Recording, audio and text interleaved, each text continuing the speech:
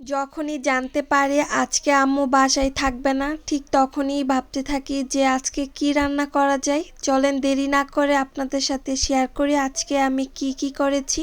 আসসালামু আলাইকুম, আমি রিদিতা ফ্রম রিদিতাস লাইফস্টাইল। আশা করি আপনারা সবাই ভালো আছেন। Welcome back to my another video. যেহেতু আমরা বাসায় শুধু আমি আর আমার ভাবি ছিলাম, তাই ভেবেছি আজকে বোয়া রান্না করব, আর তার সাথে আমার দুইজন ফ্রেন্ড আছে তাদেরকেও বলবো।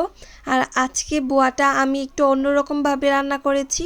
এর আগে এভাবে কখনো রান্না করিনি, তাই এবার এক্সপেরিমেন্ট করেছি যে কেমন হবে খেতে।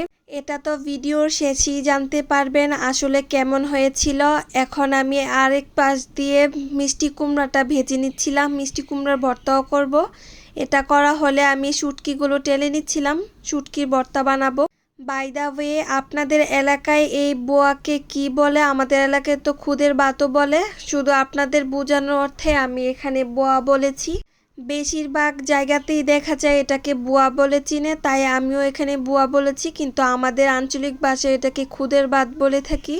যখনই বাসায় খুদের ভাত রান্না করা হয় তখনই দেখা যায় আমরা সবসময় ডিম ভাজি করে খাই, কিন্তু আজকে এমনটা করার কোনো ইচ্ছে ছিল না, তাই আজকে একটু অন্যরকমভাবে ট্রাই করেছি। এটা কিন্তু খেতে আসলেই মজা। এখানে হয়তোবা আমি পুরো ভিডিওটা দেইনি, কারণ আমি ভিডিওটা লং করতে চাচ্ছিলাম না।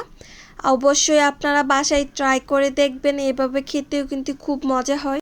এখানে কিন্তু কোনো পানি ইউজ করা যাবে না, খালি গ্যাসটা লো ফ্লেমে রেখে কুক করতে হবে। আর এই পাশ দিয়ে বেগুন ভর্তার জন্য আমি এই বেগুনগুলোকেও ভেজে নিচ্ছিলাম। আমি যখনই ভিডিও করতে যাই তখনই দেখা যায় কারেন্ট চলে যায়, হয়তোবা বৃষ্টি নেমে যায়, কিছু না কিছু একটা হবেই। এই জন্য হয়তোবা একটু কালারটা কেমন যেন আসতেছে, কিন্তু খেতে ওভারঅল খুবই মজা ছিল। লাস্টলি আমি এখানে ধনেপাতা দিয়ে নামিয়ে নিব। আমার রান্না কমপ্লিট।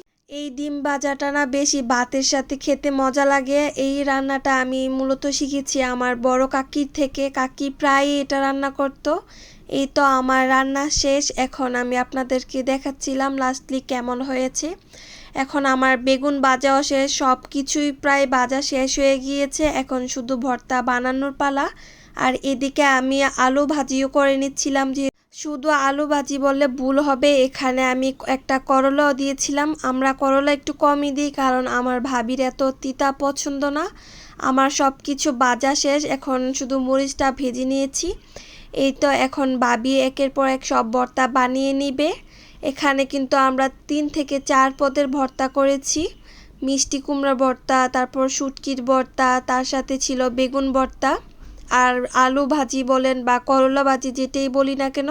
যেহেতু আমি আর ভাবি ছাড়া বাসায় আর কেউ ছিল না, তো আমরা দুইজনে একসাথে খেতে বসে গিয়েছি। এখানে সব কিছু আগে থেকে রেডি করে নিয়েছি, এখন শুধু খাবারের পালা, সরি খাওয়ার পালা। এখন আমি আপনাদেরকে রিভিউ দিব কেমন হয়েছে খেতে।